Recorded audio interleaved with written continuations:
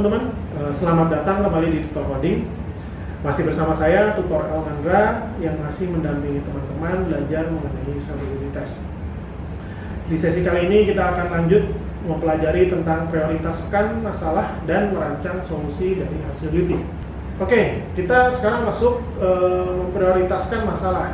Setiap masalah kegunaan memiliki tingkat severity berbeda yang dipengaruhi oleh beberapa faktor, seperti task criticality, yaitu tingkat kesulitan tugas yang diberikan kepada partisipan.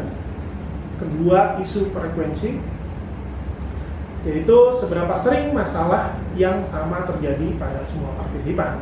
Dan yang terakhir adalah isu impact, seberapa besar dampak masalah yang ditemukan. Oke, kita langsung ke bagian contohnya aja ya. Bisa lihat pada gambar, di sini ada tabel. Di sini ada tabel untuk memprioritaskan masalah dari hasil usability test. Kita lihat di kolom pertama, di sini ada tugas partisipan. Kita ambil contoh yang di tugas pertama nih, registrasi akun. Di kolom berikutnya, lokasi page-nya ada di halaman registrasi. Lalu di kolom berikutnya, task criticality, di mana task ini seberapa sulit task ini untuk dikerjakan oleh partisipan, kita beri skornya 3. Nah, di kolom berikutnya ini ada frekuensi. Nah, di frekuensi ini ada P1, P2, P3, itu maksudnya partisipan 1 sampai 3. Jadi kita ngambil contohnya di sini ada 3 partisipan. Di mana partisipan yang mendapatkan kendala untuk tasknya itu kita kasih skor 1. Kalau yang tidak dapat kendala itu kita kasih skornya 0. Lalu kita totalin frekuensinya dengan cara total skor dibagi total partisipan. Nah, kalau di sini contohnya ada 2 partisipan yang mengalami kendala, jadi skor totalnya 2 dibagi total partisipan. Jadi totalnya itu 0,67. Nah, berikutnya di kolom berikutnya itu impact.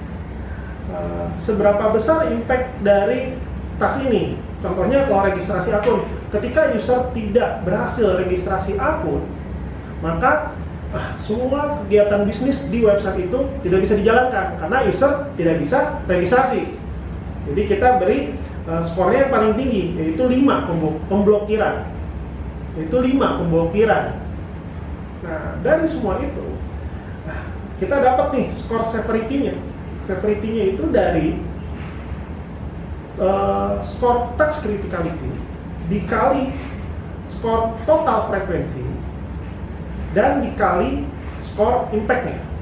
Hasilnya untuk task yang pertama ini yang ada di contoh di tabel itu skor severity-nya adalah 10,05, di mana skor severity-nya ini paling tinggi dibandingkan task-task yang lainnya. Di sini kita ngambil contohnya cuma 3 task ya. Nah, dari sini kita memprioritaskan masalahnya itu berdasarkan skor severity-nya. Maka dari itu, untuk task yang registrasi akun itu berada di urutan pertama dengan skor severity 10,05. Nah, kurang lebih itu gambaran kecilnya untuk memprioritaskan masalah. Nanti kalau di UT sebenarnya mungkin akan ada sampai 20 sampai 30 pertanyaan dan mungkin sampai 10 atau bahkan mungkin sampai 30 partisipan. Nah, ini contoh kecilnya aja. Jadi nanti bisa diterapkan untuk memprioritaskan masalahnya dengan tabel seperti ini. Nah, setelah kita memprioritaskan masalah, kita udah tahu nih urutannya. Masalah mana yang paling penting dan mana masalah yang urgensinya nggak terlalu tinggi gitu. Nah, setelah itu baru kita merancang solusinya. Nah, langkah-langkah untuk membuat prioritas solusi, yang pertama, hitung efektivitas setiap solusi. Yang kedua, asah kompleksitas solusinya. Dan yang ketiga, itu yang paling penting adalah hitung ROI atau return of investment-nya dari solusi tersebut. Nah, gini cara ngitungnya. Bisa lihat pada gambar. Di sini ada contoh tabel untuk merancang solusi. Sekarang bagaimana kita cara menyusunnya? Nah, dari semua solusi yang kita dapat dari tim, kita urutkan di sebuah tabel. Contohnya bisa lihat pada gambar. Kita lihat di kolom pertama, ini ada solusi. Nah, jadi solusi-solusi yang udah kita dapatkan dari tim. Ini kita ambil contohnya. Yang pertama, buat button registrasi lebih besar dan menggunakan warna yang dominan. Nah, terus kolom berikutnya ini ada complexity, di mana solusi yang mau kita berikan ini impact-nya seberapa besar untuk developer kita untuk mewujudkan solusi ini.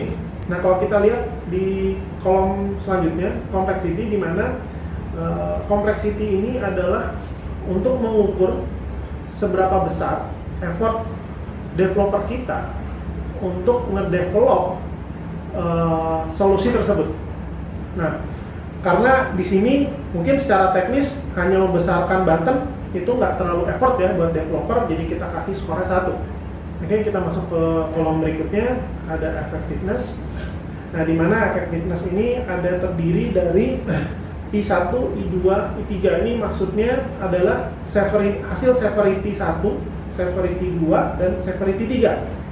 Dimana kalau kita lihat tadi waktu prioritaskan masalah, di task yang pertama nilai severity-nya itu ada di angka 10,05, dan severity task kedua itu ada di angka 8, dan yang berikutnya di angka 3,3. Nah, dari sini kita hitung total effectiveness-nya. Kita lihat solusi yang pertama ini akan menjawab task yang keberapa. Kalau misalkan yang pertama ini hanya menjawab untuk problem yang kedua, makanya kita masukkan nilai severity dari problem yang kedua saja. Nah, untuk mendapatkan ROI-nya, total effectiveness-nya kita bagi dengan complexity-nya. Nah, karena ini complexity-nya cuma 1, jadi 10,05 dibagi 1, hasilnya adalah 10,05. Nah, di sini kita temuin nih skornya 10,05, di mana skornya itu paling tinggi dibandingin solusi-solusi yang lainnya. Walaupun kalau kita lihat nih di baris yang ketiga, tambahkan section carousel banner pada halaman homepage dapat digunakan untuk informasi produk. Nah, walaupun kalau kita lihat nih di solusi yang nomor 3 itu memiliki total effectiveness yang paling tinggi, tapi kalau kita lihat dari complexity-nya itu kalau kita bagi dengan complexity-nya itu memiliki skor ROI 7,1. Walaupun kalau kita lihat di baris nomor 3 itu memiliki total effectiveness-nya yang paling tinggi, tapi memiliki kompleksitas yang lebih tinggi, dimana yang pada akhirnya nilai ROI-nya itu lebih rendah dibandingin solusi yang pertama kita berikan. Nah, makanya kita perlu menghitung semua itu untuk menemukan nilai return of investment-nya. Nah, dari sini, dari semua solusi, biasanya dalam satu sesi UT bisa sampai puluhan bahkan ratusan solusi. Nanti kita bisa urutkan mana solusi yang terbaik, mana solusi yang kita perlu prioritaskan terlebih dahulu. Begitu kurang lebih gambarannya untuk memprioritaskan solusi. Nah, tadi kita sudah belajar bagaimana caranya memprioritaskan masalah dan merancang solusi ya. Tujuan utama dari usabilitas ini adalah melihat perspektif pengguna dari sebuah produk. Selain melihat sisi kebutuhan bisnis dari pemilik produk, kita juga perlu melihat dari sisi penggunanya. Mereka memiliki peran penting agar proses bisnis dari sebuah produk bisa berjalan. Kenyamanan yang dirasakan oleh pengguna itu berasal dari diri mereka sendiri, sehingga kita perlu mendengar masukan-masukan secara langsung dari mereka. Nah, kita sudah belajar secara lengkap nih mengenai usability test, mulai dari apa itu UT hingga bagaimana kita merancang solusinya.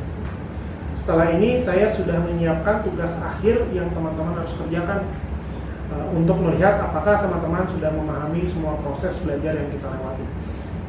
Setelahnya, teman-teman akan bisa untuk mengunduh atau mendownload sertifikat dari program ini. Terima kasih banyak sudah mengikuti program ini. Sampai jumpa di tes tutor coding berikutnya.